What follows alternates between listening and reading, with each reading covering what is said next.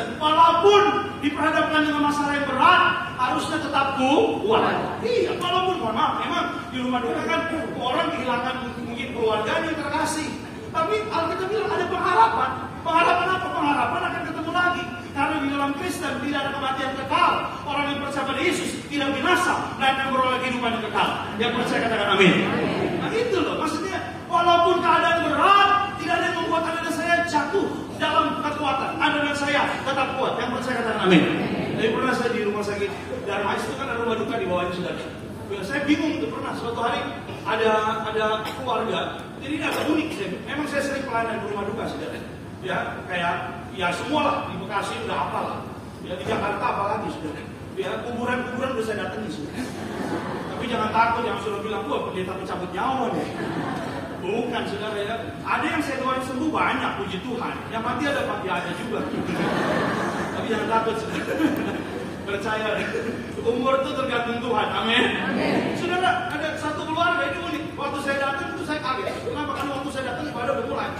Biasanya kan kalau ibadah di rumah duka itu kan ya slow, nyanyi lagu lambat kayak tadi, atau mungkin lagi lagu nyanyi bersama malaikat di surga. Tapi ini enggak. Waktu saya datang, saudara, itu udah full band di dalamnya. Udah gitu MC-nya ada choirsnya lagi. Segala puji syukur hanya bagimu Tuhan. Hei. Saya masuk ke dalam tuh samping peti itu opa yang meninggal. Sebab kau yang layak dipuja keluarganya. Haleluya. Ini dalam hati saya jangan-jangan opa warisan banyak nih. Opa tewas semua puas. Dalam hati. Tapi ternyata setelah ibadah selesai, saya baru tanya sama keluarga bilang, opa inilah yang pertama kali percaya Yesus Pak. Dialah yang membawa kami semua menjadi percaya pada Yesus. Hampir saya tanya, jadi bukan warisan. Jadi walaupun opa dipanggil Tuhan, kita semua udah senang karena kita semua udah diselamatkan. Maka perhatikan baik-baik. Tuhan mau Anda sadar. Kita semua sadar. Kita bersama Tuhan harus kuat. Yang percaya katakan amin. Sudah next slide Pak berikutnya. Tuhan nggak mau kita lemah. Karena apa? Karena gini, kuat itu saudara, saya pelajari. Ya dalam Efesus 6 tadi ada 3. Ya ini saya ambil dari bahasa aslinya. Kuat yang pertama adalah Anda punya ketenangan dan sukacita dalam segala. Ini tetap tenang, tetap sukacita. Tetap tenang, tetap sukacita. Ya, saudara, orang Kristen itu terkenal dengan senyumnya. Iya, coba lihat kanan kirinya, senyum nggak dia? Kalau dia nggak senyum, bilang senyum, asem bener muka lo. Di gereja keras amat mukanya, senyum loh, amin. Iya, orang Kristen terkenal senyumnya, saudara. Iya loh. Kadang orang lihat kita senyum nih. Dia orang kalau senyum nggak kelihatan di dompetnya ada isi berapa. Iya, saya kadang-kadang lihat orang nih, mau dia tuh senyum terus uangnya banyak ya. Amin, saya bilang. Dia nggak tahu, kadang motivasi juga kalau dalam tipis pakai nasi. Tapi saya mau bilang bersama Tuhan kita tidak ada kekurangan, amin. Iya, sukacita dalam segala keadaan. Ada situasi apa kayak Anda tetap haleluya, tetap sukacita. Ini yang Tuhan mau, saudara. Ada banyak orang di luar sana yang di dalam Yesus, dia mohon maaf, senyum, ya, dan juga ketakutan. Ya, sesuai dengan keadaan situasi. Kalau Anda dan saya tetap sukacita. Di saat badai bergelora, ku akan terbang bersamamu. Bapa kau raja atas semesta, ku tenang sebab Amin. Yang kedua, saudara, tidak mudah menyerah menghadapi berbagai persoalan dan tantangan. Saya mau bilang sama saudara hari ini, mungkin masalah itu bukan 1, mungkin 2, mungkin 3. Jangan menyerah. Mungkin saudara melihat, waduh Pak, ya masa depan nanti bagaimana nih Pak? Ya tantangan-tantangan sekarang kita hadapi, zaman situasi yang kita hadapi. Jangan menyerah, hadapi. Saya mau bilang sama saudara, bersama dengan Tuhan Anda dan saya kuat. Amin. Mohon maaf ya saudara. Ya, banyak saya baca survei belakangan ini. Ya, tingkat bunuh diri yang paling tinggi adalah di anak muda. Aduh, itu. Iblis itu menyerang sejak dari muda. Sudah mau dipatahin semangatnya gitu. Ini anak-anak muda banyak di sini. Ya, semangat anak muda. Amin. Semangat anak muda. Amin. Nah, gitu dong. Anak muda, amin. Malu sama opa aja jawab. Amin.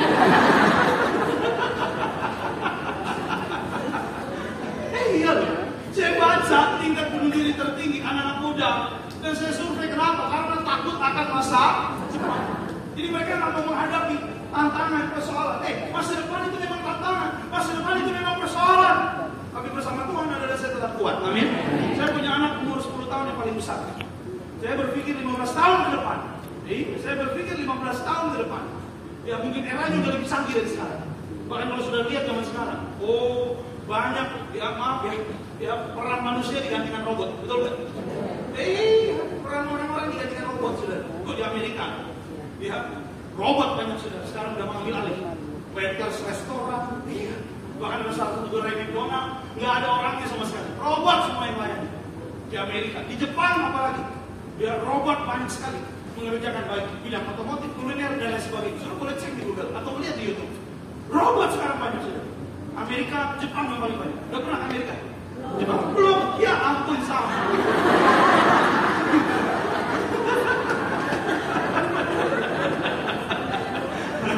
Sombong ya. Ya ampun sama. Ya sama memang. Sudah. Tapi jangan takut gitu. Ya contoh, saya punya anak, saya berpikir. Ya saya pernah tanya sama dia gini, Dek, kamu kalau gede mau jadi apa? Dia doyan gambar, dia bilang jadi pelukis deh. Saya bilang sama dia, bagus, ya, bagus. Kamu jadi pelukis, bagus. Suatu hari saya pernah waktu itu jalan-jalan ke Roma, ya Menara Pisa, tahu ya Menara yang miring. Saya nggak mau, ya tapi ya udahlah. Ya istri saya ajak, anak ajak, ya udahlah berangkat. Saya kalau cuma menara miring, Menara Saida ada. Ngapain jauh-jauh ke Roma? Iya kan? Miring juga itu. Kok salah jauh-jauh? Sudah lihat itu, senang juga, miring juga nih. Jadi sebelum saya ke sana, biasanya lewat gitu di depan tuh ada pelukis-pelukis. Jadi orang-orang ini melukis itu menara sudah dari kejauhan. Jadi ya istri saya excited lihat menaranya dan mau buru-buru sampai di sana. Tapi anak saya berhenti. Ada orang lagi lukis, anak saya berhenti. Ada perempuan bule lagi lukis. Anak saya terkesima sama lukisannya, dia lihatin terus. Ya. Terus orang ini tanya sama anak saya, karena senang anak saya lihatin dia lagi lukis. Dia bilang, "Hai, where you come from? Dari mana asalnya?" Anak saya bilang, "Bekasi." Saya bilang, "Jangan jauh Bekasi. Ini bule akan tersesat." Cari di Google. Terus saya hanya bilang Bekasi dong, kamu. Aduh, udah jauh-jauh ke sini juga. Bilang Indonesia aja. Oh iya, I'm from Indonesia. Oh, terus ditanya lagi, kamu cita-citanya mau jadi apa? Gitu. Anak saya jawab, aku mau jadi pelukis seperti kamu. Saudara, dia bilang ini, jangan. Saya nggak ada uang, ya pelukis nggak ada uangnya. Saya lihat gitu saudara. Ya, anak saya waktu dia main itu kan ngomong gitu. Anak saya lihatin saya gitu saudara. Bila saya lihatin istri saya. Istri saya jago bahasa Inggris, kalau saya little I can many cannot. Jadi, ya saya harus jujur padanya, tidak ada dusta di antara kita. Dia bilang nggak ada uangnya. Iya, dan saya bilang, siapa bilang nggak ada uangnya? Iya, dalam hati saya ya, gitu loh. Saya juga nggak mungkin ngobrol sama mereka. Saya pernah makan di sebuah restoran di Jakarta, saudara. Ada lukisan. Dia tuh bikin apa namanya itu pameran lukisan. Ada sebuah lukisan saudara saya, itu harganya 250 juta. Itu dia kayak au 250 juta. Saya berusaha untuk mengerti lukisan itu karena harganya mahal. Dari dekat, kepala saya pusing. Mundur, pinggiran. Mundur lagi, vertigo. Kayaknya nggak ada harapan. Saya nggak ngerti, tapi kok harganya bisa 250? Ya ini orang-orang seni. Dan itu mungkin ada arti tersendiri. Saya mungkin nggak paham, tapi gitu loh. Saya nggak khawatir. Sampai hari ini saya nggak pernah putus semangat itu jadi pelukis. Saya dukung terus. Kita kuat. Kita nggak pernah takut sama keadaan. Walaupun mungkin masa depan itu adalah tantangan, tapi sebagai hamba Tuhan saya mau bilang, percayalah Tuhan yang menyertaimu, Tuhan yang lebih besar, lebih hebat, yang memberimu kekuatan, yang bersifat yang percaya dengan amin. Jadi anak muda jangan takut, jangan menyerah. Kita perlu sama saya, semangat. Jadi kita kan sering nyanyi, kita akan menyerah pada apapun juga, sebelum ku coba semua yang ku bisa, tetapi ku berserah kepada kehendak-Mu. Hatiku percaya Tuhan punya rencana. Yang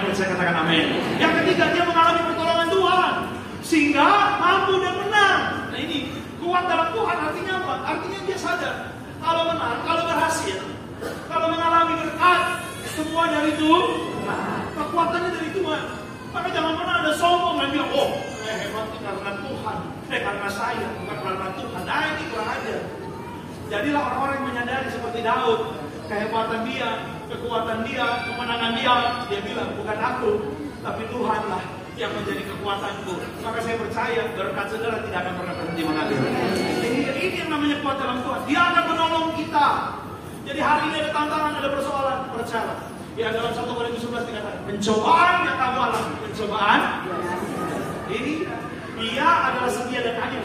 Dia tidak akan memberikan pencobaan di luar kekuatanmu. Bahkan dikatakan waktu kamu dicobai, dia memberikan jalan. Oh, udah ada jalan keluarnya. Yang percaya katakan amin. Iblis yang selalu bilang, gak ada jalan keluar bro. Gak ada jalan keluar. Ini iblis. Tapi kalau saudara hidup dalam Tuhan, sudah percaya segala sesuatu pasti ada jalan keluar. Maka itu percayalah, kekuatan Tuhan yang harus kita andalkan. Kalau kita di dunia ini pakai kekuatan sendiri, habis saudara. Kalah, saudara lemah. Nanti kita akan lihat ada ayat berikutnya saudara. Yuk, ayat berikutnya dulu. 2 Timotius 1 ayat 7 membuat kita sadar. 2, 3, ya. Sebab Allah memberikan kepada kita bukan roh, melainkan roh yang membangkitkan. Membangkitkan kekuatan. Dia memberikan roh. Roh itu ada di dalam Anda dan saya. Bukan ketakutan, tapi membangkitkan kekuatan. Saya doa pulang dari tempat ini, kekuatan makin bangkit, makin kuat. Amin. Jadi mungkin pagi tadi sudah datang agak-agak menyerah, agak-agak putus asa, agak-agak lemah. Pulang kuat. Semua kelemahanmu sudah di atas kayu salib diselesaikan oleh Yesus. Makanya Paulus bilang begini dalam Filipi, ayat yang sangat terkenal. Next, Filipi 4:13. 2, 3. Ya, segala perkara dapat yang memberi. Sekali lagi 2, 3 ya. Segala perkara dapat kutanggung di dalam Dia yang memberi kekuatan kepadaku. Yang percaya katakan amin. Segala perkara, apapun itu, ya urusan apapun dalam kehidupan Anda. Saya sering bilang, jangan jadikan Yesus sebagai juru selamat keselamatan saja. Yesus harus Anda jadikan sebagai juru selamat dalam segala hal. Amin. Iya, kesehatanku Yesus, ekonomiku Yesus, masa depanku Yesus, anak-anakku Yesus, semuanya Yesus. Sehingga dalam kehidupan saudara, saudara akan kuat dan hebat saudara. Segala perkara dapat ku tanggung di dalam Dia yang memberi kekuatan. Tuhan Yesus penolong dan amin. Tetap percaya Tuhan setia. Sekali lagi, segala perkara dapat ku tanggung di dalam Dia yang memberi kekuatan. Panggil namanya Tuhan Yesus penolong dan sahabat. Apa? Tetap percaya Tuhan setia. Kasih tepuk tangan dulu dong buat Tuhan yang setia. Dia tidak akan pernah meninggalkan Anda dan saya. Amin. Makanya akan kita bahas secara sederhana. Next, yuk kita lihat. Sederhana bagaimana agar kita senantiasa kuat. Ada orang yang mau, tapi mohon maaf dia nggak bisa kuat. Kenapa? Karena nggak memperhatikan dua hal ini. Yang harus Anda perhatikan dua hal ini. Ini penting sekali. Yuk next. Yang pertama, saudara harus ambil tindakan untuk percaya dan memperkuat iman kita di hadapan Tuhan. Bilang sama saya, ambil tindakan. Ambil tindakan. Ya hari-hari ini kita harus ambil tindakan. Ya ambil tindakan gimana Pak? Seperti Daud. Ya Daud bilang apa? Yuk Mazmur. Next. Mazmur 28 ayat 7 bagian A. Yuk 2, 3 ya. Tuhan adalah kepadanya hatiku. Sekali lagi 2, 3 ya. Tuhan adalah kekuatanku dan kepadanya hatiku. Ini tindakan Daud. Iya. Ini tindakan Daud. Tuhan adalah kekuatan dan perisaiku. Kepadanya hatiku percaya. Dia punya tindakan apa? Percaya. Kepadanya hatiku percaya. Gak pusing. Ya, walaupun mungkin hari ini jalan keluar belum kelihatan. Ya mungkin yang ada hari ini mungkin yang kelihatan ketakutan, kengerian. Ya tapi gak pusing, aku tetap kuat. Karena aku percaya. Ini tindakan percaya itu adalah sebagai tindakan iman, saudara. Makanya kalau mungkin, mohon maaf saya bukan doain saudara, tapi mungkin besok saudara lihat ada masalah baru, saudara harus bilang kepadanya hatiku percaya. Tuhan adalah kekuatan. Saya selalu yakin ya, bahwa Tuhan akan memberikan kita kekuatan sampai pada hari kemenangan. Karena janji Tuhan itu tidak akan enggak. Janjinya tidak akan sia-sia. Janjinya pasti akan digenapi untuk Anda dan saya. Karena Tuhan juga tahu Anda dan saya sebagai orang Kristen, apalagi yang ada di Tiberias. Saya yakin saudara udah punya rohaninya, udah dia dewasa, saudara. Ya, sehingga apa yang kita minta itu yang kita perlu, yang kita ingin, yang kita perlu di hadapan Tuhan. Ya, bukan kita, mohon maaf, ada orang yang masih kadang-kadang nggak ngerti gitu, saudara. Ya, minta ya sama Tuhan sembarangan gitu. Minta ya kita harus tahu gitu, ngerti porsinya. Mengerti, Tuhan saya minta masa depan, Tuhan kasih. Tuhan saya punya utang, bebas utang-utang, Tuhan berkati saya, pasti Tuhan kasih. Tuhan saya punya kita rumah, Tuhan kasih. Saya pernah di Bogor, ada bapak-bapak datang gitu. Jadi selesai ibadah, dia datang jumpai saya. Saya mau pulang udah di lobi, ya udah selesai ibadah, dia datang udah sampai. Memang kayaknya dia jidat saya di sini. Dia tunggu saya, dia bilang, Pak Pendeta, mohon maaf, sebelum bapak pulang, saya mau minta doa. Oh boleh, saya bilang, puji Tuhan. Ya, untung saya belum pulang Pak. Oh iya, saya memang tunggu Bapak di sini. Sekalian, ini loh Pak, saya mau minta klarifikasi dari Bapak. Loh, klarifikasi apa sih Pak? Oh, enggak, kan kita bilang, Tuhan kita, Tuhan yang dahsyat Pak. Oh iya, gitu. Tuhan kita sanggup melakukan segala perkara. Iya. Bagi Tuhan tidak ada mustahil Pak. Iya. Tuhan menjawab doa kita Pak. Ini mau doa apa khotbah ya? Iya kan? Kok ngomong terus? Saya bilang iya, saya bilang. Tuhan baik ya Pak. Iya. Gak ada yang mustahil Pak. Gak ada. Yang mati aja bangkit ya Pak? Iya. 5 roti 2 ikan 5.000 orang makan kenyang Pak? Iya. Lu mau doa apa? Begini Pak Devi, saya minta hari ini Bapak doain saya agar besok Senin atau paling lambat Selasa. Jadi Tuhan dikasih deadline. Besok Senin atau paling lambat Selasa. Saya minta Tuhan kasih saya 1 triliun. Benar ini orangnya ada. Ini bukan cerita fiktif, saudara. 1 triliun. Wih, saya kaget sudah. Ini sebagai hamba Tuhan yang bijaksana. Saya bilang gini ya, saya nggak bilang gini. Oh, moncong lo. Ada aja, buang-buang waktu aja lo. Saya bilang, Pak, kalau Tuhan kasih 1 triliun, buat apa? Nah, ini. Jadi dia bilang gini sama saya, loh Pak, uang saya terserah saya. Bapak ngatur saya. Ini maaf saudara, doa aja belum, uangnya nggak ada. Saya udah pukul dia. Buat tonjong juga. Dia bilang uang gua Pak, terserah gua. Aduh dari Yesus. Ini orang nggak ngerti. Ya, Abraham dia mengerti apa yang dia perlu. Yang Tuhan janjikan adalah diberi keturunan. Walaupun apa yang dia minta belum dikabulkan. Saya yakin saudara, tahun-tahunnya Abraham cukup melelahkan karena menunggu keturunan. Tapi Alkitab toh katakan, akhirnya dia dapat. Sehingga dia disebut bapak orang beriman. Walaupun mungkin anaknya hanya 1, tapi sekarang semua orang Kristen disebut bapak orang percaya. Iya, Abraham disebut bapak orang percaya. Sekolah minggu aja udah tahu. Bapak Abraham mempunyai banyak sekali anak-anak. Aku anaknya dan kau juga. Mari puji Tuhan. Yang nyanyinya lama tapi kumlot nih lulus sekolah. Iya saudara. Yuk kita lihat ayat berikutnya. Roma 4 bilang begini saudara. Yuk baca 2, 3 ya. Imannya tidak menjadi lemah. Walaupun Abraham mengetahui bahwa tubuhnya sudah sangat karena usianya telah kira-kira dan bahwa rahim Sarah telah apa? Ayat 20-nya yuk lebih semangat. Tetapi terhadap janji Allah ia tidak bimbang karena ketidakpercayaan. Malah ia diperkuat dalam imannya dan ia memuliakan. Ia diperkuat dalam imannya. Dia memperkuat iman, berjuang, berusaha memperkuat imannya. Maka itu hari ini saya mau bilang sama saudara, lihat keadaan, tantangan boleh ada, persoalan masalah boleh ada. Iblis maunya Anda lemah. Iblis maunya saudara lemah. Supaya apa? Bisa mudah dijatuhkan, bisa mudah dikalahkan. Tuhan maunya Anda kuat. Amin. Iya. Sehingga mohon maaf, meskipun ada tantangan, masalah, persoalan, pergumulan, Anda dan saya tidak dikalahkan oleh keadaan. Lihat, Alkitab bilang Abraham terhadap janji Allah ia tidak bimbang. Dia taruh di hatinya. Malah dia memperkuat iman. Walaupun kelihatannya tubuhnya sudah sangat lemah, sudah sangat lemah. Rahim Sarah telah tertutup. Secara biologis sudah nggak bisa punya anak. No hope, nggak ada harapan. Mungkin hari ini saya bilang sama Pak. Saya datang ke sini juga kelihatan udah nggak ada harapan ini Pak. Tadi kalau di sini saya nyanyi percaya, di rumah saya nyanyi lagu beda. Hilang harapanku.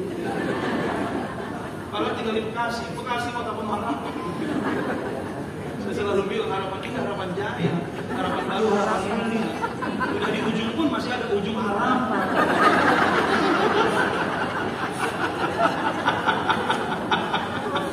Kayaknya banyak nih warga ujung harapan di sini. Aduh, ya saudara harus percaya, amin. Perkuat iman, amin. Perkuat iman, jadilah percaya, kuat di dalam Tuhan. Ayo, saudara. Biar kalau kemarin dia tolong, hari ini dia tolong lagi. Kemarin dia kasih kita makan, hari ini dikasih lagi. Hari ini dikasih makan, besok dikasih lagi. Besok ditolong lagi. Sampai selama-lamanya Anda dan saya tidak pernah akan kehilangan kekuatan Tuhan. Hari kekuatan Tuhan ada. Untuk apa yang percaya. Amin. Yang kedua makanya next. Yuk, karena waktu kita gak banyak. Memiliki kesadaran betapa pentingnya persekutuan dengan Tuhan setiap. Iya, mau kuat, mau tiap hari kuat. Tapi tiap hari dia nggak datang sama Tuhan, bagaimana bisa kuat? Karena dia sadar kekuatannya datang dari Tuhan. Di hari ini saudara datang ke gereja, saudara sedang mengambil keputusan untuk dekat, untuk bersekutu dengan Tuhan. Makanya saya percaya pulang dari sini Anda kuat lagi. Amin. Yuk kita lihat ayatnya. Perhatikan Mazmur 16 ayat 8 sampai 9. Yuk kita lihat 2, 3. Ya. Aku senantiasa memandang kepada dan dia berdiri di. Aku tidak apa? Tidak apa? Tidak apa? Tidak goyah, artinya apa? Kuat. Daud bilang, aku senantiasa memandang kepada Tuhan. Mataku tertuju padamu, segenap hidupku ku serahkan padamu. Pimpin aku masuk rencanamu untuk membesarkan kerajaanmu. Ku mau mengikuti kehendak-Mu ya Bapa. Ku mau selalu menyenangkan hati. Ini saudara datang, saudara menyenangkan Tuhan. Saudara kan datang cari Tuhan, bersekutu dengan Tuhan. Tuhan senang saudara. Kalau orang yang cari Tuhan itu diberkati, Tuhan kasih kekuatan. Karena apa? Tuhan senang. Senang, saudara. Anda anak-anaknya, amin. Iya, Tuhan senang saudara cari ini. Contoh gak usah jauh-jauh. Anak saya saudara, kalau saya lagi di mobil, lagi pelayanan, dia telepon saya, saya bilang, wah, dia sayang, kenapa? Dedi, aku kangen sama Dedi, cari-cari Dedi terus nih. Aduh Dedi, kangen deh sama Dedi. Wow, saya senang saudara. Pulang gua mainin di Dedi. Jangan lupa coklat ini. Dasar anak pendeta. Beriman kuat juga dia sama saya. Tapi saya mau bilang senang. Makanya Daud bilang, aku tidak akan goyah. Bahkan tambahannya ayat 9. Yuk, lebih sekeras lagi 2, 3 ya. Sebab itu hatiku dan jiwaku, bahkan tubuhku akan diam dengan kuat. Dia cita-cita, dia sorak-sorak. Tubuhku akan diam dengan tetap. Masalah ada, Daud. Aduh, saudara, masalah Daud mungkin lebih berat daripada masalah Anda dan saya. Tapi Alkitab bilang, dia setiap hari memandang kepada Tuhan. Artinya bersekutu dengan Tuhan. Tiberia selalu mengajak Anda dan saya tiap hari Minggu berjamuan, tengah minggu. Bahkan dikatakan dalam 1 Korintus 11 bahwa dikatakan dengan jelas, kalau kamu makan dagingku, minum darahku, kamu ingat akan aku, bersekutu dengan aku. Maka itu hari ini sebagai bantuan saya ingatkan saudara, ayo dekat-dekat sama Tuhan, Anda pasti kuat. Nantikan Tuhan, Anda pasti kuat. Ada satu ayat lagi yang luar biasa. Yuk kita lihat Yesaya 40 ayat 30, 31. Yuk 2, 3. Ya, orang-orang muda menjadi lelah dan teruna-teruna jatuh. Nanti saya jelasin. Ayat 31-nya next. Tetapi orang-orang yang menanti-nantikan Tuhan mendapat kekuatan baru. Mereka seumpama yang naik terbang dengan kekuatan sayapnya. Mereka berlari tidak mencari lesu, dan mereka berjalan dan tidak menjadi. Kita kasih tepuk tangan dulu buat Tuhan Yesus. Kita bilang orang yang menantikan Tuhan seperti Raja Wali, bukan terbang tinggi bagai Raja Wali dan melayang tinggi dalam kemuliaannya, biar bumi bergoncang dan badai menerpa. ku kan terbang tinggi bersama Dia. Yang percaya katakan amin. Coba saudara lihat ayat sebelumnya 30-nya Pak, coba tampilkan. Yuk mundur dikit. Orang-orang muda menjadi lelah dan lesu. Ya, dan teruna-teruna yang tersandung. Bilang sama saya, orang muda. Bilang sama saya, teruna. Ini gambaran kekuatan yang absolut. Ya, masih penuh tenaganya. Anak muda, teruna, itu tenaganya masih penuh.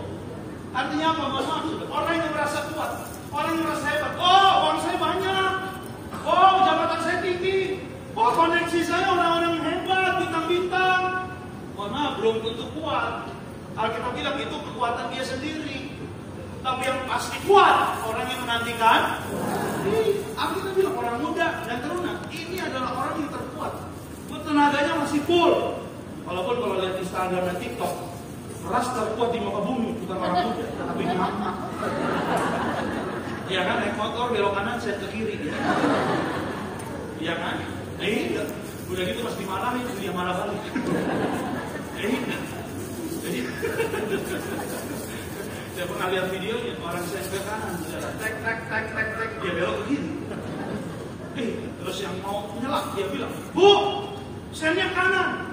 Dia bilang, "Lu nggak lihat, sen itu artinya lu ke kanan." Jadi sen itu artinya yang lihat harus ke kanan. Darah Yesus, kelas terkuat. Mohon maaf ya, di sini semua mama saya. Jangan dijegat nanti di bawah. Tapi yang saya mau bilang sama saudara, lihat, orang-orang muda bisa lelah. Orang-orang yang merasa dirinya hebat, kuat, kaya, Alkitab bilang bisa lelah, bisa tersandung. Makanya mohon maaf. Ya kan, lihat kemarin ada kejadian kan, orang-orang yang merasa hebat, kuat. Iya, ya mohon maaf sudah, saya harus ngomong fakta apa adanya. Semua orang tolong. Bertahan. Tadi ayat Alkitab nggak ada yang ngerti. Kalau ngasih begini pasti langsung. Orang yang merasa hebat, jatuh tersandung, merasa kuat, merasa powerful. Tapi orang yang menantikan Tuhan, walaupun kelihatannya nggak ada apa-apa, itu tiap hari dia hidup, tiap hari dia happy, tiap hari dia suka, cita, sudah, tiap hari dia bahagia. Iya, kenapa? Karena kekuatan Tuhan tidak akan meninggalkan orang-orang yang percaya Tuhan. Kekuatan Tuhan selalu ada. Bangun Islam di rumah saudara, bangun jam doa, dekat-dekat sama Tuhan, bangun persekutuan dengan Tuhan. Tiap hari mau ada kabar buruk mau ada berita mengerikan oh saya percaya Anda tetap kuat. Amin. Karena bukan kita lagi, bukan kekuatan kita lagi, tapi ada kekuatan Tuhan. Sehingga dalam segala keadaan Anda bisa tetap sukacita. Karena orang-orang hidup mencari Tuhan pasti diberkati Tuhan. Yang percaya katakan amin. Saya doa sebagaimana firman Tuhan tidak akan gagal. Apa yang Anda perlu semua Tuhan sediakan. Saya doa hidupmu kuat, hidupmu hebat bersama Tuhan. Sanggup dalam segala perkara. Yang keras di situ perkara yang paling meriah Tuhan. Yuk kita ambil di saat